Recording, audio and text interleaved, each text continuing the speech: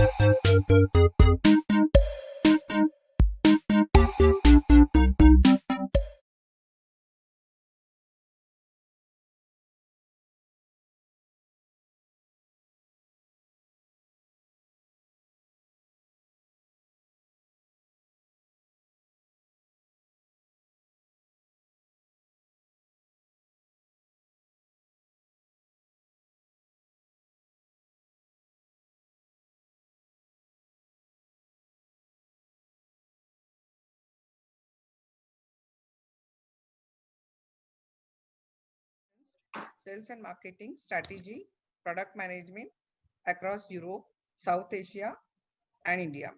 Prior to taking up the responsibility of MD, Mr. Sharma was a global managing director for ABB's low voltage system business unit based in Malaysia, being an adept leader in industrial automation and electrification across market segments and geographies, and has led several successful change management initiatives across global operations. He looks forward to shaping young minds through mentoring. We all are excited to have you with us here at NITIE Mumbai and learn from your wisdom and expertise. Without further ado, I welcome the students coordinator for the morning to take the session forward. Thank you. Dear sir, it is a matter of great privilege for us to have you here at NITIE and also to have this opportunity to interact with one of India's leading CEO, MD. Sir, I would now like to please formally invite you to present your keynote address and enlighten the students with your wisdom. And sir, believe me that we have lots of questions prepared that will follow after the keynote session based on the keynote session plus other aspects of ABB and aspects of leadership as well. Plus, we'll also be taking in questions from the live session.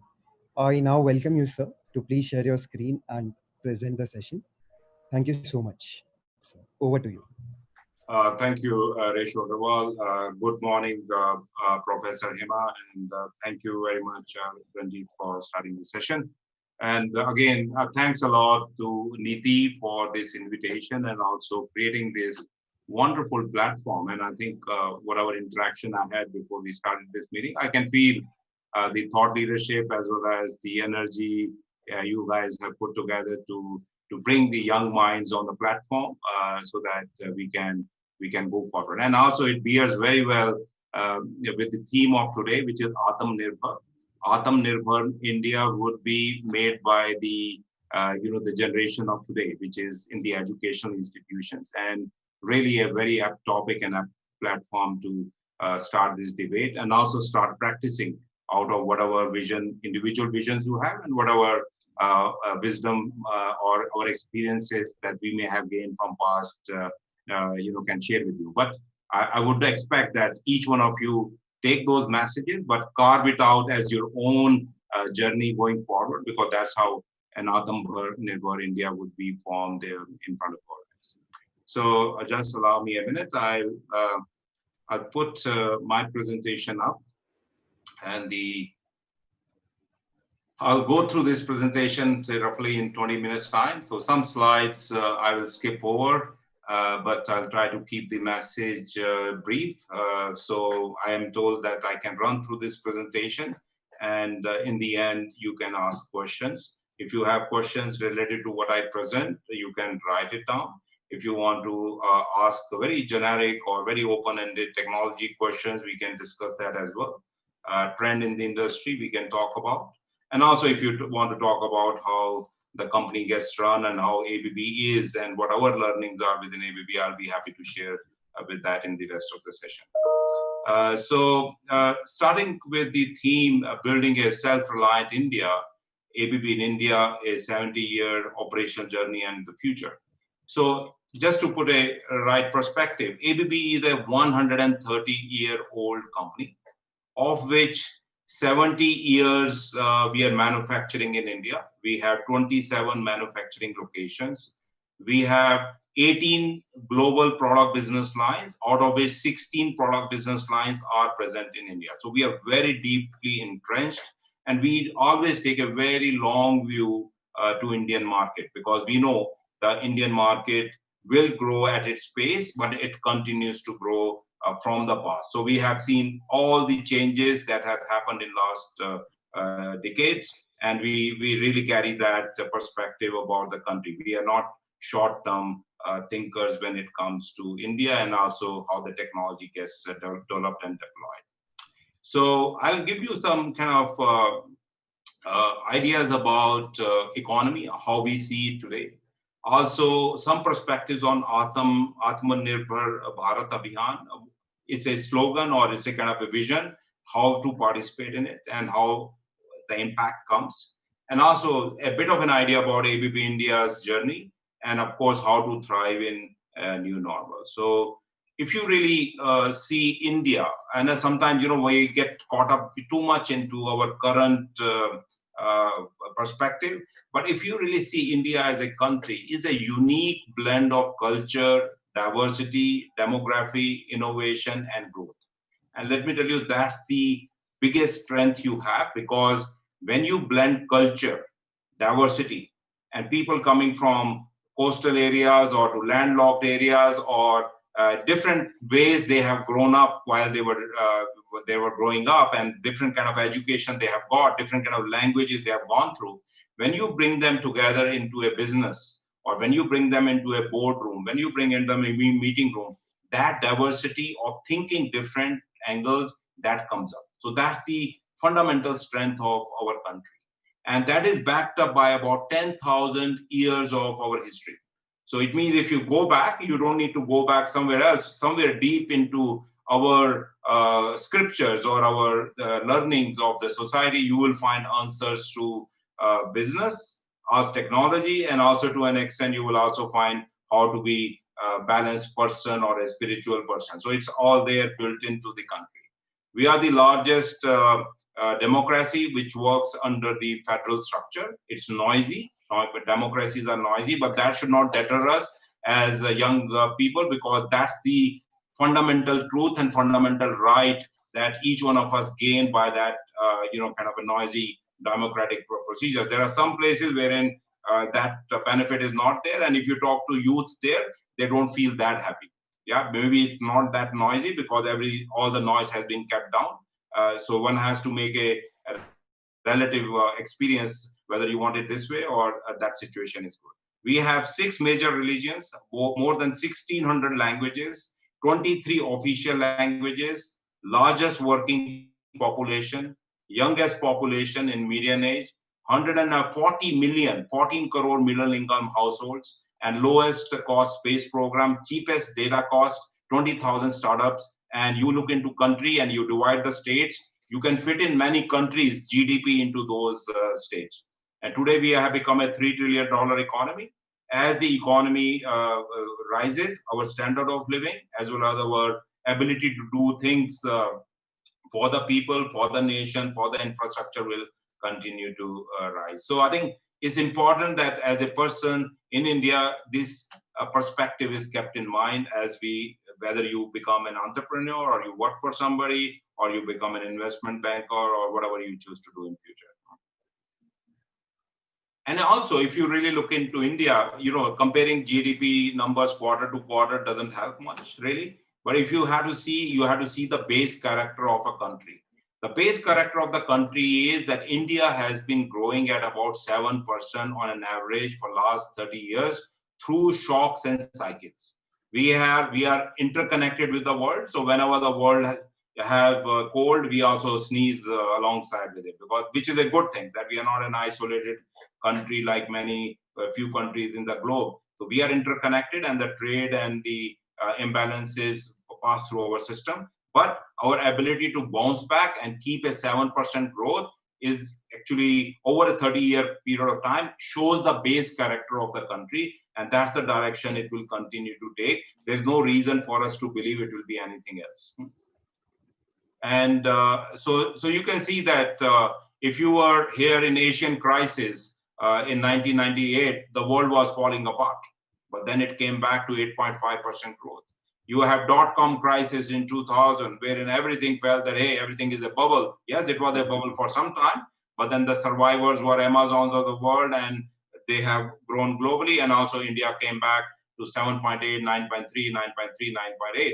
Then you went to the global financial crisis in 2008. Yes, the whole financial system was collapsing, but you can see, yes, the economy fell here and came back to 10.3. Stimulus effects and policy paralysis we talked about in the last years of the previous, UPA government, 5.5, and then the new government came in, and again 8.2. Again, we are going through the current slowdown coupled with impactful historical policy changes, because these policy changes, just like in 91 when Manmohan Singh had unleashed certain changes and it brought us a lot of growth,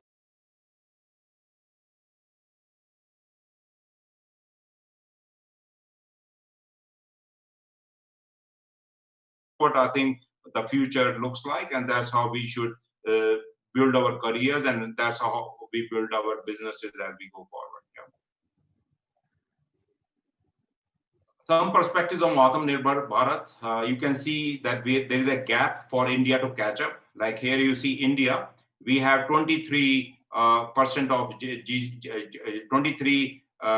GDP composition, 23% comes from industry, 15.4 from agriculture, 61 from services.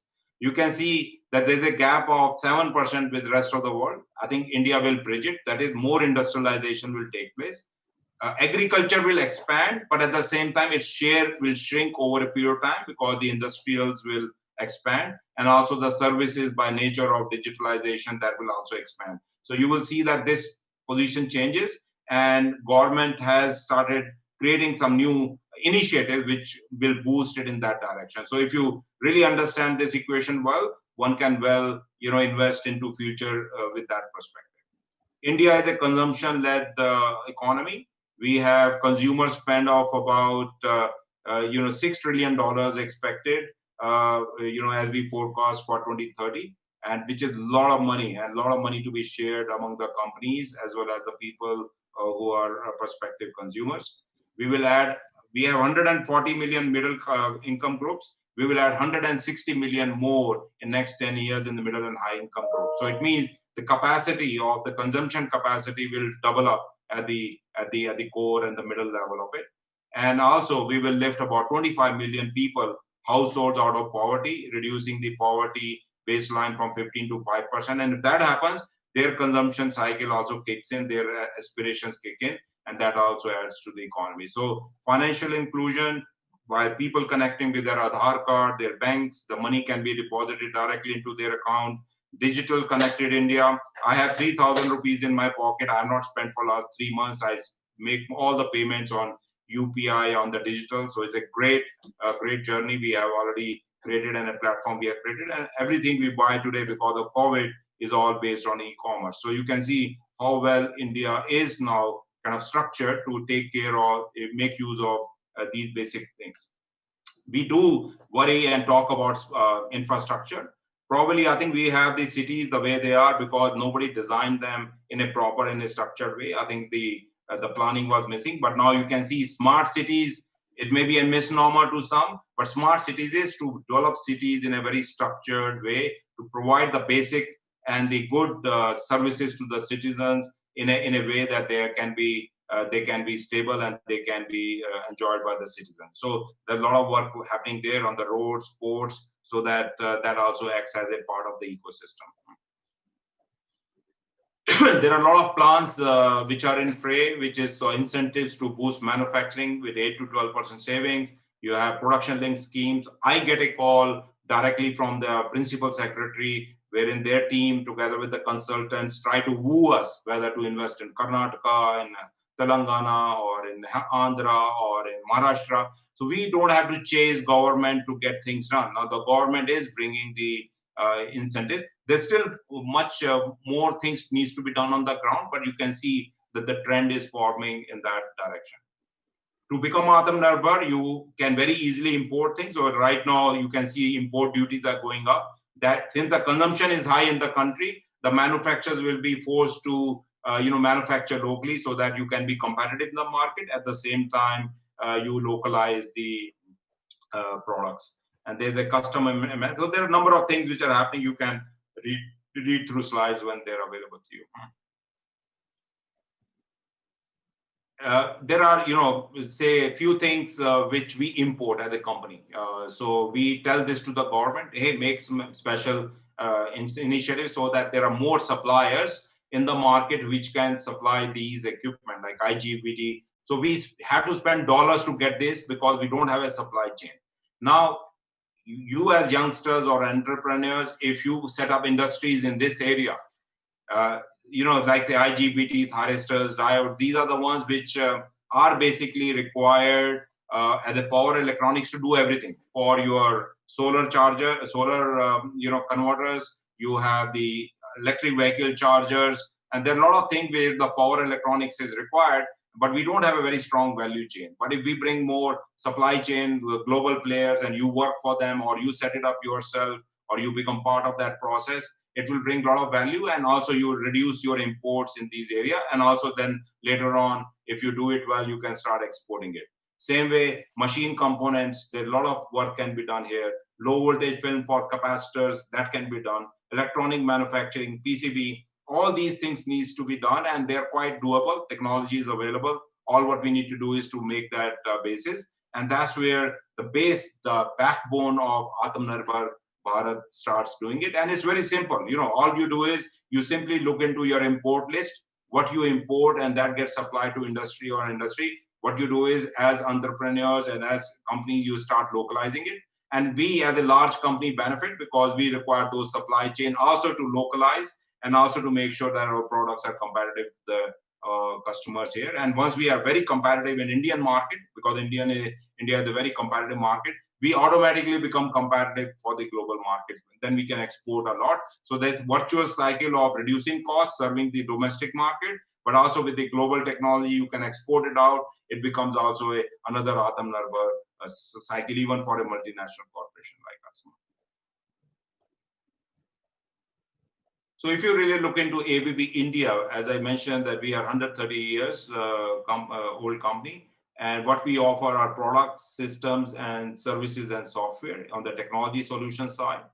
We serve our customers in utilities, industry, transport, and infrastructure. And in my view, as a CEO of this company, it's a sweet spot for in India, because utilities have to grow, industry have to grow, transport and infrastructure has to grow. So that's why it's very easy to take a very long-term view on India, because we have lot to develop in this area. And you can see when something starts, it starts very well. Airports 20 years back, they were not so good, but now they're world class. Metros, 2002, we had no metro, but Delhi started it, but it's all over the cities, all over the country. So what happens is India has the ability to scale up, absorb technology, and then scale up. And you'll see the same thing will happen with bullet trains. Right now, people may have positive or negative view about it, but then I think that's the way to move people in bulk across the country and quickly. Where geographies, as a company, we are available, in Asia, Middle East, Africa, Europe, and Americas, we are equally present. Our revenues are 34% across all these regions. So we are very well balanced in currencies as well as technology to serve all the markets. And we like to serve customers where they are. So since we have been around there, so you hear about Industry Revolution 4. So we have participated in Industrial Revolution 2, 3, and now we are in 4. And in second Indian Revolution, it was mostly about electrification and motion, motors or steam engine, etc. That was in 19th century. Then you had third Industrial Revolution, wherein the industrial automation and robotics came. And now fourth Industrial Revolution is about digitalization and ABB ability, wherein our platform to deliver those services. But you see, one can talk about different technologies in different eras, but one common factor remains in one era to the other. What we are trying to do is, for the society and industry, we are trying to increase their productivity. That's it. Right. That's the bottom line. So all these technologies, they improve the productivity in their era. And then the next level of productivity came with these technologies. And the next level of productivity is now being extracted with this, because we want to do more with less. That's what the productivity is. And that's exactly what this will continue. And that's why we need to continue to reskill our workforce and reskill our society, so that we can continue to know new technologies, so that we can be more productive and more competitive in the world. Same way, I think revenue split I talked about is equal. We are a $28 billion company in 100 countries with 110,000 employees. We have portfolio in electrification, industrial automation, motion, robotics. So all these businesses are present in India, and majority of them have very high localization in the country. That means if we make something, maybe some places we have 100% localization, 98% localization, and some key areas, maybe we have 60% localization because the local supply chain is missing. And once that local supply chain comes, the more gets built locally, and also more Atmanirbhar we become. And also we have an ability to export it out because we are very competitive in terms of manufacturing, and we can continue to deploy new technology so that we become more and more productive in what we do. So that's the cycle I think typically industry follows. And just to give you an idea, we do about $1.2 billion of revenues in the country. So what that means is that 35% of our suppliers are MSMEs. So that means it's not that we do the revenue effect goes back into the MSMEs. So more MSMEs who become better and better, they get connected with our supply chain, and they become consistent because our volumes are consistent. We stay stable over because of how we do business.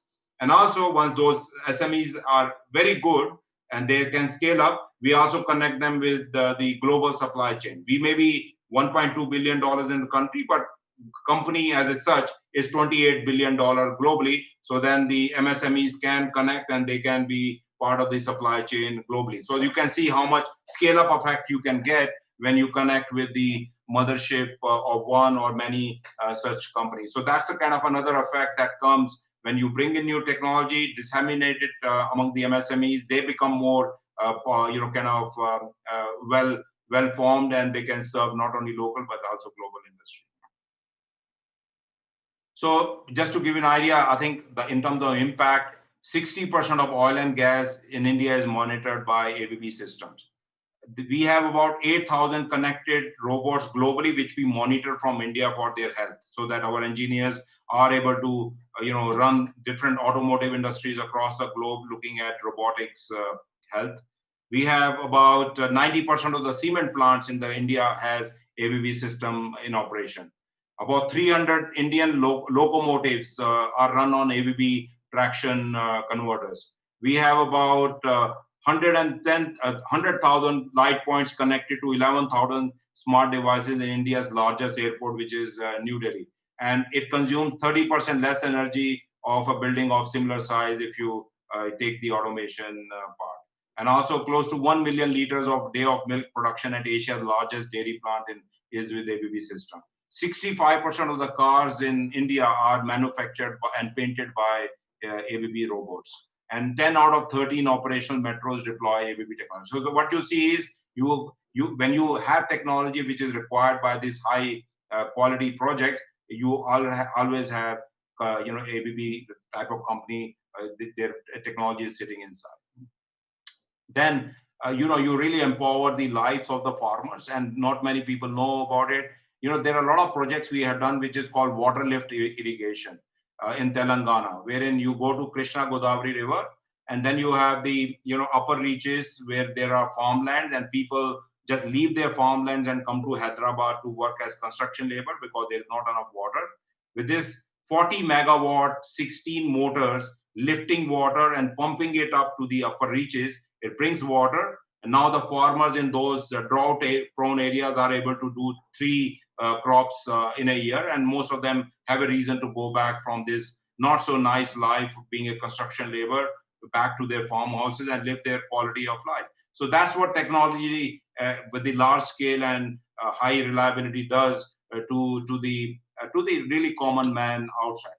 And not only that, we preserve the this is the Puri temple, wherein in eastern India a lot of lightning strikes. So we have made this with the lightning arresters. A lot of technology has gone in so that if the lightning strikes, the structures are prevented. So we also need to do something like this so that we continue to get the blessings and continue to prosper in this country.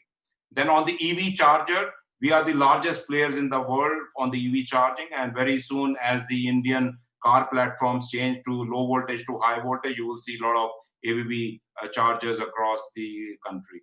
Robotics, and then a lot of technology, cooling technology has gone into this large statue of Sardar Vallabhbhai Patel, and also we contribute to ISRO in many ways. So as such, as a company, if you see, we are in 18 business lines, but we impact about 19 business segments. So we stay continuously stable because some segment or the other is down, some other segment is up.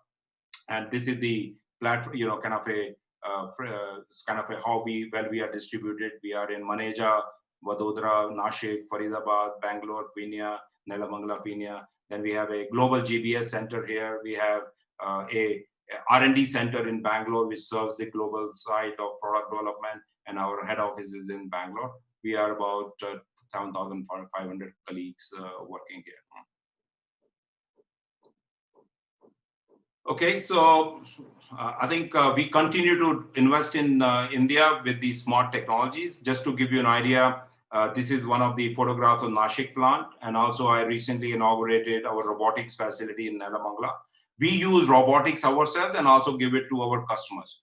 Just to give you an impact, we were manufacturing switchgear in Bangalore factory. By applying robotics and redesigning it, we reduce the space by 30%, but improve the production by 30%. Can you imagine, in the reduced space 30%, improve the production?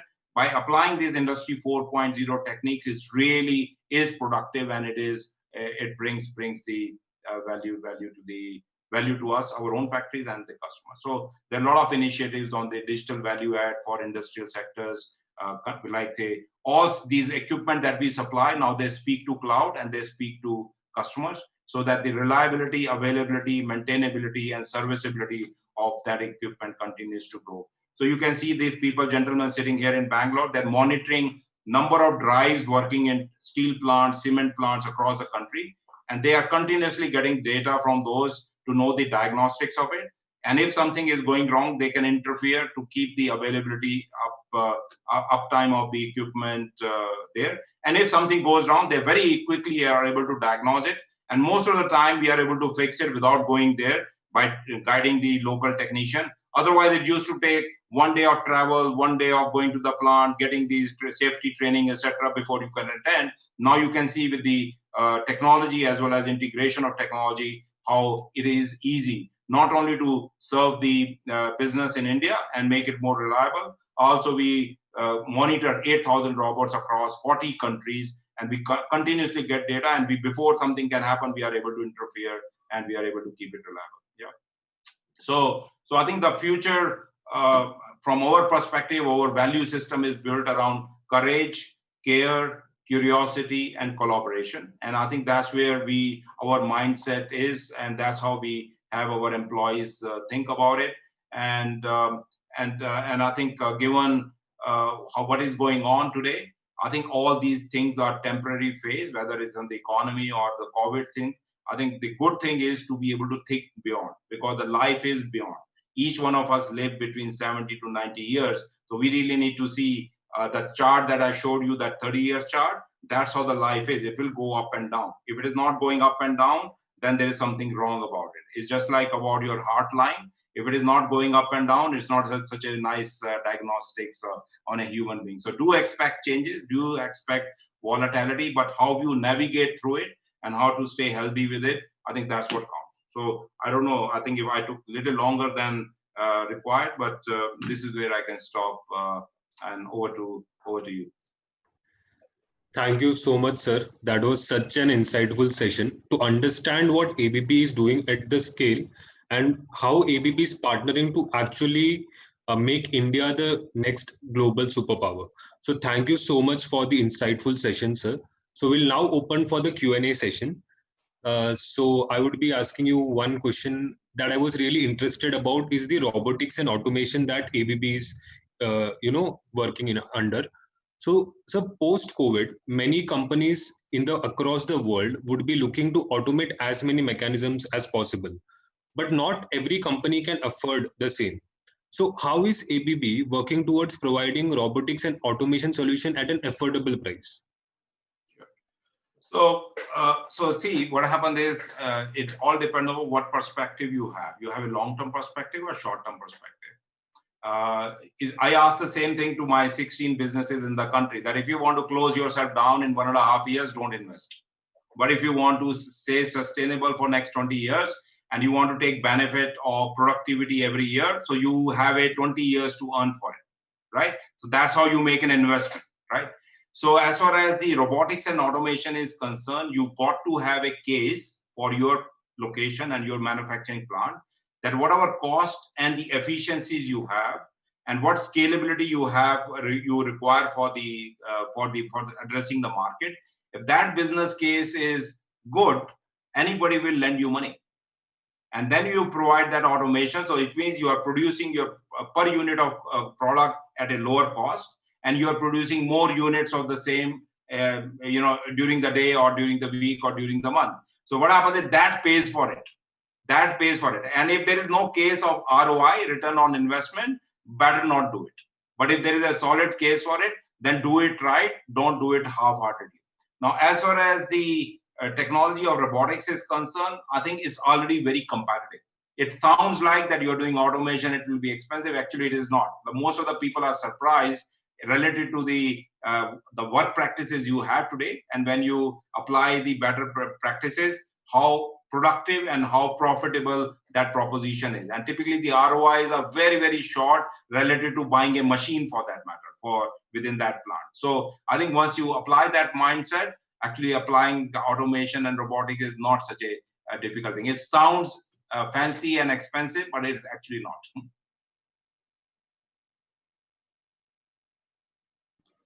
Yes, sir. I think that was a very great insight that you have delivered. So on the same lines, there's a follow-up question, I think. So recently, ABB India won the largest automation contract in the agrochemical sector. So considering that as the baseline, do you think that the agriculture industry in India is ready for an industrial revolution of that scale right now? Or how do you perceive that sector and agriculture and industrial revolution together in general? And what is the vision behind that and your views on that?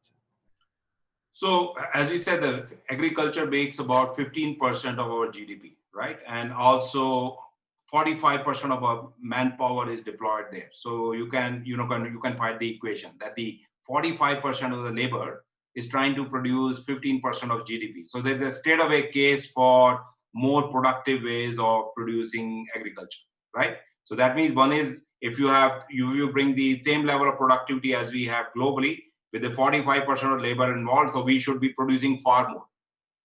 Or if that same labor is diverse, some of it is re-educated or educated well at the generation and put it into industrial, you expand your industrial side and have more productive methods of agriculture.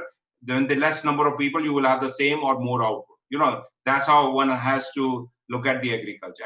And then question is, when you produce agriculture output, which is sufficient for this nation, and I think that's where the great job has been done in the past, how you store it and how you process it, how you create the cold chains and how you process it and create more value-added product within the country to distribute it to the masses within the country and also distribute it globally. And while you do that, you need to protect your crops, you need to protect your produce, you need to make sure that you have fertilizer in it. You also make sure that the packaging and everything is done in such a way that it's keeps its value or keeps its shelf life for a long period of time. So I would say there, if you really go deep inside our agriculture, I think this is a very, very large opportunity. And I am hoping that with the new reforms which are happening in agriculture, which used to keep the agriculturists slightly on the back foot, probably that will release that energy as we go forward, because it will become a marketplace wherein the produce can be purchased by the buyer. He can contract large scale production with a view to pick it up and then also take the risk alongside, or he can insure the risk because he's a large player.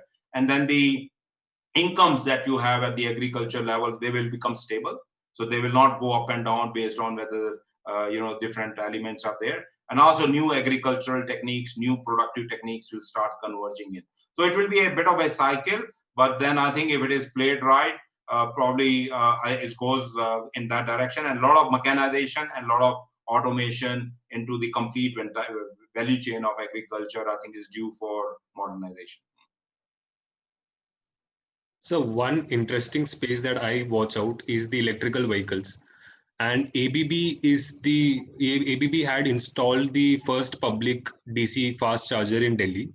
So I want to know from the CEO of a company like ABB that what is his vision for the EV space in India? Like, where do you see it? Like 2025, 2030, like where is the cutoff point where you see that actual public would actually take a, conscious decision to buy a EV? So if you live in a country, and we are part of a country, and we are the citizen of a country wherein we import almost 80% of oil, fossil fuel oil, and if we want to be Atmanirbhar, this goes right into it.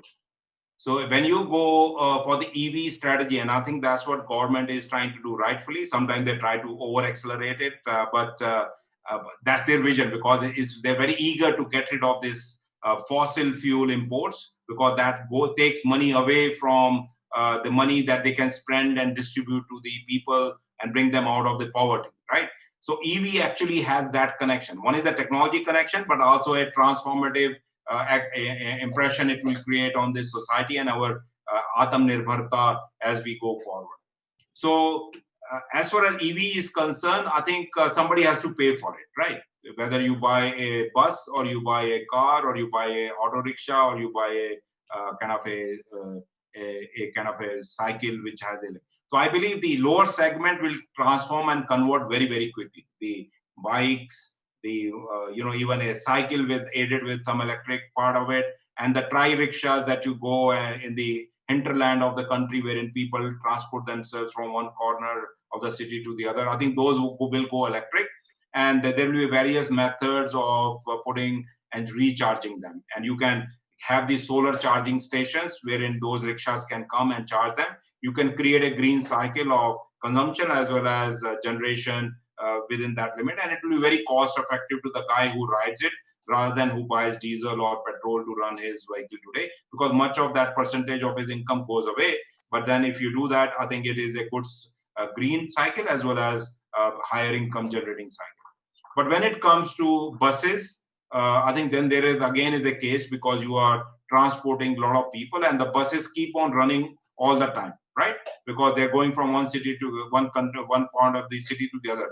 So anytime you can create a case where in EV, where the utilization rate of an electric vehicle is high, it is a very good case. It has a very good ROI impact. What technique you do to charge the vehicle, etc., that's something, a lot of options are available. But you need to get your base fact right, that you need to run a vehicle continuously. Then in the car space, again, the fleet owners, the guys like Olas of the world and then the Ubers of the world, they have a very good case because they keep it down. So that's why the cars with the higher voltage batteries are important. And that's where Teslas and others, their high voltage batteries, and all the European and American cars are high voltage. So there what you do is, then the high voltage, when you pump the kilowatt into it, then the current is low. So it's become much more social space based kind of charging. So I think that cost, you'll have to do a calculation that if you bring that car with that cost price, whether you produce it or not, how many people are willing to buy it. So India has certain per capita income. So you can see, correlate with how many people buy Mercedes E-Class, how many people buy Audi of the high standard, because the initial cost will be high. But in next 2 to 3 years, about 2023, I think the cost of batteries will go down enough because right now the battery cost is what is causing it. I think that's the time you will see more kind of a scaling up of that area. And the charging solutions are quite easy to install in your condominiums or in your offices, in your airport, or some kind of when you are going for a long ride, whether Bangalore to Mysore or Mumbai to Pune, you will have enough opportunity charging possibilities for that. Yeah. So that's how I see this space developing going forward. Thank you, sir. Thank you, sir. Sir, also, as you very well explained about the electric vehicle infrastructure and how we see it in the future, we have also read that ABB has been a previous partner as well in the smart cities mission of the government of India. So how do you vision that? And also from what we have understood, ABB is in a very good position to leverage, because of its product portfolio, the mission of smart cities, plus also to contribute in the same as a part of the government's mission or objective. So how do you vision that, and what are the steps that you're currently taking for that? So just to put a right perspective around what is smart city. A smart city is nothing but a city which has a lot of smart elements in it, right? If you have a good airport, you can consider it as a smart airport. If you have a metro system, you have a good transportation system, you can say, hey, transportation has been put into the latest and the smart element. Then if you have a good uninterrupted power supply to the citizens or the people who are living there, that's a smart element, because in order to ensure robust uninterrupted power supply, that again is a lot of smart technologies go into that. You have uninterrupted water and you recycle water so that the water doesn't get lost somewhere, so that you keep on consuming it. So that also is a smart side of the city, that you are able to conserve water, because that's something which is not available in abundance, and especially in Indian cities are a little bit distressed on that. That again, how your wastewater treatment plants, etc., are running. The buildings that you have, how much smart technologies they use in terms of conserving energy, smart sensors, so that you use energy when you actually need it. You use the high voltage AC systems, which are the most efficient motors, more efficient drives, and also they're designed in such a way that you cool where you require to cool it. So if you start adding those smart elements and smart technologies, you create a smart city. Putting some cameras here and there, that doesn't make a city smart. That helps you to monitor what utilities, so that they can be robust. Like, for example, you can monitor your water treatment plant with cameras. You can monitor your data centers. You can monitor your airports. You can for the safety of the people, you can have the dark alleys monitored or policed, for example. So all those elements together coming makes a smart city. So our case from us is on the utility side, we provide robust power supply into smart cities, which means you have these self-healing connections into the consumption areas, so that the utility provides not only one, but maybe a more circular connection, so that if line goes down, other one automatically picks it up, so that you don't hear कि hey, वो एक line गिर गया या एक transformer has broken down, so that's why the power is not there for 10 hours. What you do is you design the consumption patterns in such a way that even if something breaks down, the citizen doesn't feel it or the industry doesn't feel it. It's that those techniques or those smart technologies are available, and that's what we deploy. Same way on the lower voltage side, on the buildings, you do a lot of automation, you put a lot of sensors, you put some motion sensors, etc., in your offices and the building, and make sure that the power is on or the electricity is on only where where it is required. So that brings the energy bill down. You also do cooling intelligently where the concentration of the people are. So those things, when we integrate part of our automation packages into building, it brings the consumption of energy down. Like say, largest airport in India uses 25% less energy because all those sensors and the automation systems are working together. Then it comes to industrial side. Again, industries, motors use most of the energy to run in industry. Maybe sometimes 45%, sometimes 65%. If you make motors themselves as energy efficient and high class, and that's what we do. So we are replacing motors, and our motor business is booming. Even COVID or no COVID, it is booming because people are deploying in this country and industry a lot of energy efficient motor. And then on top of it, you put a thyristor drive, which further optimizes energy usage of that. That again is the equation that we do. And you continue to monitor it by smart technologies, remote technologies, to make sure they're working all the time, so that you are getting the benefit of it all the time. And then comes the area and transportation and infrastructure, giving very efficient solutions to the metro rails, to the railways, which are very high energy consumption areas, and also to the water treatment plants or data centers which use a lot of energy. And so you have different market segments, like the cement plant, steel plant, you have the pulp and paper industry, pharmacies. All these receive these technologies, and when they integrate it together, you make it work. So coming back to the smart cities part, I think we need to focus on those smart elements. And I think as per the plan and program, those have been well designed. And there are different paces different cities are taking in order to implement them. But now it is much more structured relative to what we experienced in past. So our technologies keep going into those areas. Sir, while you were reading about ABB, the kind of business and the kind of company that ABB is, the list of questions are endless from our end. The interesting part about ABB is that it is operating in a lot of businesses, as well as the interesting part about the CEO of ABB is that you have been with the same company for 3 decades of your career. So we would like to know something about that aspect as well, about the person leading ABB. So, sir, was it a conscious decision on your end about to spend 3 decades of your career in one firm? Like for some people, the young graduates like us, the advice is to stay in a firm and jump quickly, like after 2 to 3 years. So, what would be your advice to youngsters like us who are listening to you right now? Sure. Well, thanks a lot. Thanks for that mention. And so, see, yes, I have completed my 30 years on August 11th this year. But quite frankly, I remember my day one as distinctly as I remember yesterday, what I did. For the simple reason that when you like technology, when you like to serve customers, and when you like to work with people, what happens every day that you spend becomes quite an interesting day for you, because you start well and you have added some value to somebody by end of the day. So that's why what happens is one day over the other continues to add up, and suddenly you find that yes, you are working for a company for 30 years. But one important element which I like to mention, which I believe is relevant, and I also speak to all my colleagues and employees in the company, is I never be static, right? Because there's a lot to learn, and your ability to move from one area to the other, one technology area to the other, one value chain element to the other, one geography to the other, and one business to the other is very important, because life is nothing but having different experiences.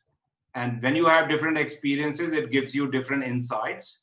And once you have put some years into it, that gives you a good, dots in your head when you keep on connecting them as you ask questions to be able to express yourself or you take decisions. So I would say that on a simplistic term, a business is nothing but a combination of value chain elements. You have sales, you have marketing, you have order handling, you have project management, you have engineering, you have supply chain management, you have manufacturing, you have quality testing, you have the after sales service, and also a lot of supportive elements in finance, HR, safety, taxes, treasury, and many others. So all these elements put together becomes a business. And each of these element is like a chain, and each of the element needs to be robust and well connected with the other for the flow to take place, or for the business to perform quite well.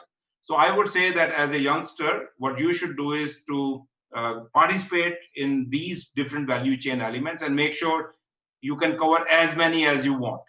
Don't get stuck only in engineering. Do it for 3-4 years and become very good at it, and then qualify to become a project manager, or go into the manufacturing side, also go into supply chain side, go into sales, so that you face the customers and see what customers think and how you think about it. So I think if you do all this, then this career that you do in a company is not really long enough. It's very short to gain all that knowledge and gain those experiences. And on top of it, if you have an attitude that whatever you do, you keep in mind that who is your master. So your master is not your boss. Of course, he makes sure that he gives you the increment, he signs your bonus check. So you need to be nice to him. You need to be aligned with the boss. But the actual boss is your customer, because customer is the only source of your income. If you see, company in between is only a processing those payments. They're selling some goods, you get some money back, and part of that gets paid to you. So actually, source of income is customer. So anything and everything that you do every day, if your actions are directed towards the customer, you will feel fresh every day, because there is always a new challenge or new expectation coming from customers, because those customers are trying to add value to their customers. So that's how the cycle continues. So that would be my maybe a slightly longish answer in terms of what keeps you going in the company. But go through the value chain. If you get opportunity, work globally in different countries as the companies give you an opportunity. If not, India itself will bring a lot of opportunities for you and experience different aspects. And a company like ABB with 18 product lines, it's a world in itself. So you don't need to really go out to experience it. You can experience geographies, you can experience different value chains, different businesses. So yes, and it's more like living in a family wherein you are very sure of the culture of the place, because that's the common baseline of it.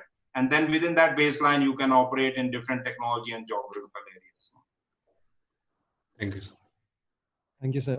That was, I think it would have been wonderful for the students to understand that how you navigated through all these years, because in just another 1 or 2 years, we'll all face this confusion. So, and one thing I like to add, which I think probably that was about my personal journey and what I advise to you. But I think one thing you should remember, that my role as a CEO and an MD is not that difficult now, because earlier formative years were engineers. You had to be an engineer, you had to be a project manager, you had deadlines. But now what happens is, with all the experiences that you gain, you come to this position. I started with ABB as a service engineer, and now 30 years down the line, I have run a global business in 29 countries. We have the manufacturing, and now having come for last 5 years here in this country, and it's a privilege. Now, one thing you should know is that when you rise up or you are working at the bottom, there are 2 or 3 things which are very, very important. Number one, the integrity, that you conduct yourself with highest of integrity, is your license to a solid future. People think taking a shortcut makes you some quick bucks or quick benefits here. I can tell you out of my experience, that doesn't work. It's a very short-lived dream. So conducting everything with high integrity is a kind of a solid foundation block that you can build a very tall building on top. But if the integrity is missing and that foundation is weak, you can only go that high. You can have 1 floor, maybe 2 floor, but you can't create a maybe a 45 floor building on top of it. So the integrity is one of the foundational element. Doesn't matter what kind of motivation comes your way, reject it. You take decisions which are highly integral. And integrity is not something that you have to prove it to somebody. Integrity is the decisions as well as the actions you take when nobody is watching you.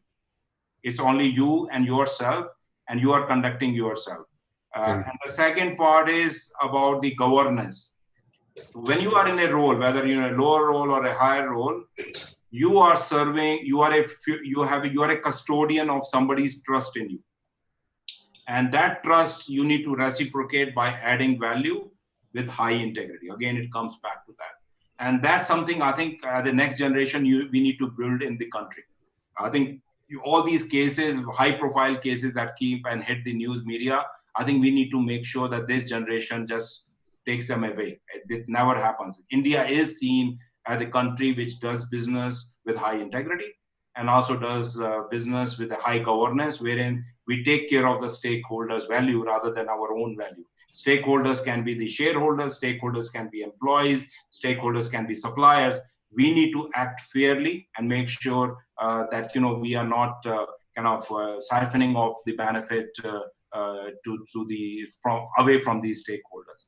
And the third part, which I would say, which we focus at least quite a bit in India, in our company, is safety and health and environment. I think these are the elements which, again, are very personal. Also, if you are in charge and responsible, you need to conduct yourself with safety, whether you are in a public or private environment.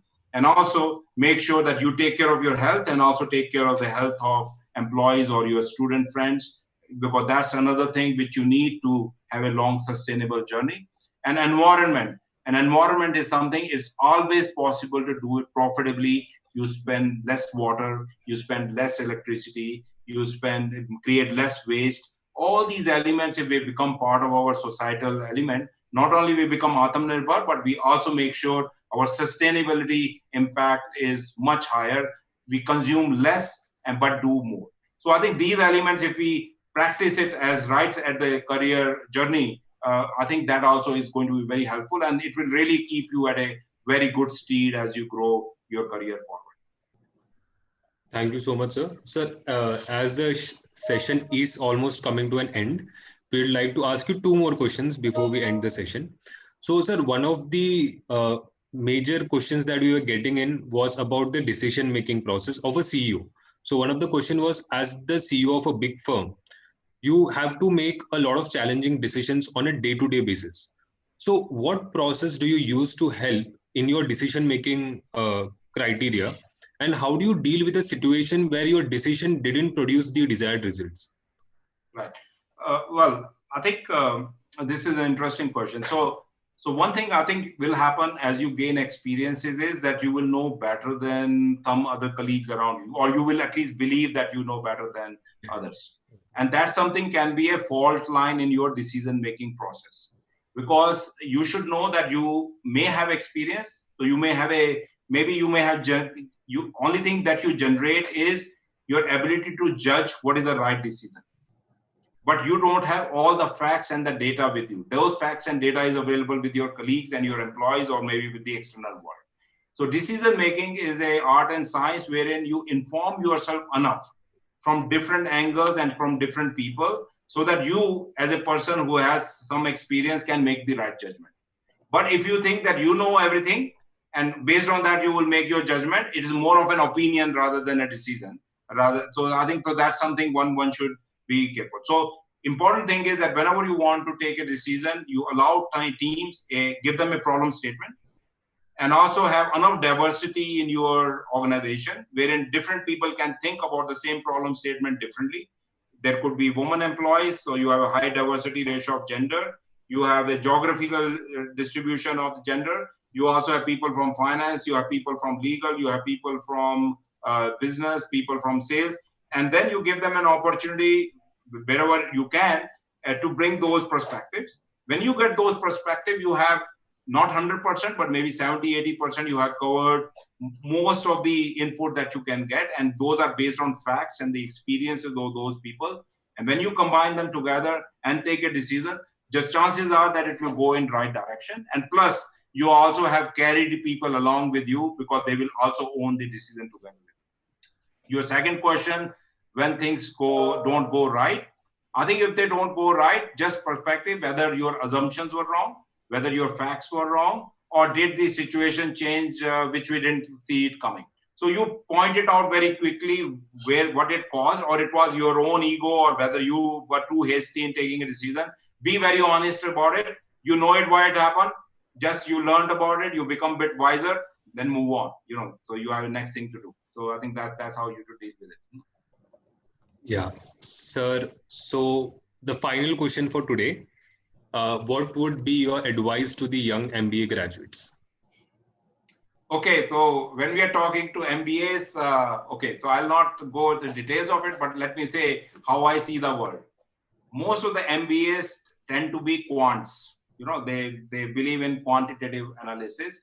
And since you can, precisely frame it and structure it, you become sometimes because your analytical capability is quite good, right?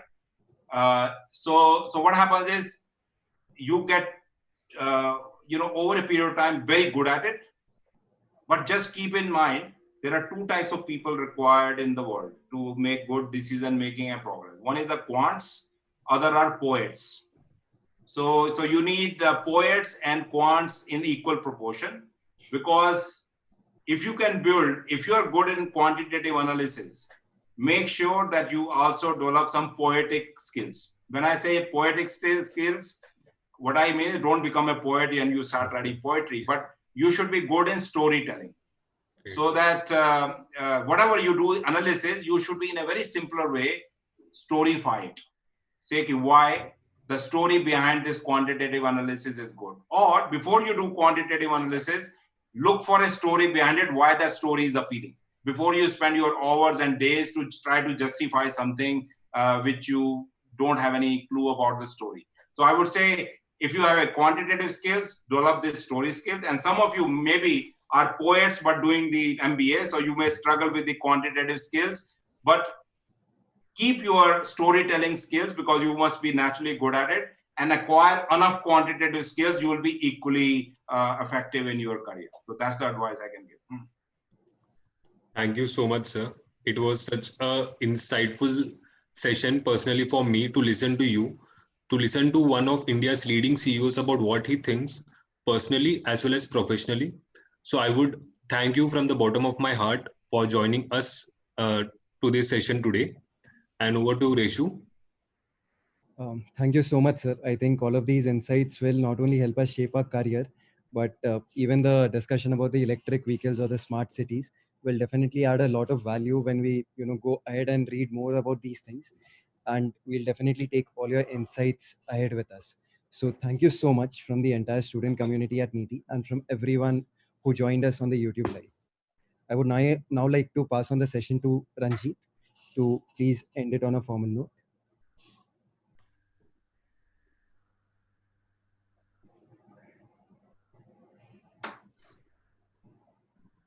So I'll end the session.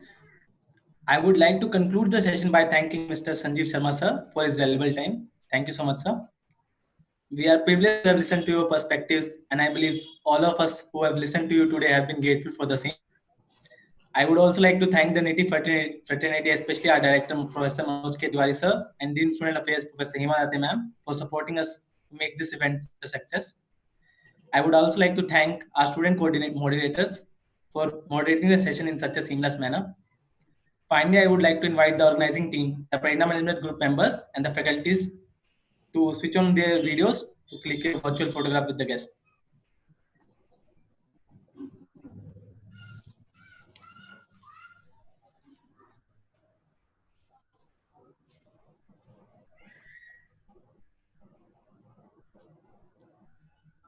Akash, please let us know. Thank you. Thank you, Akash. Please let us know when the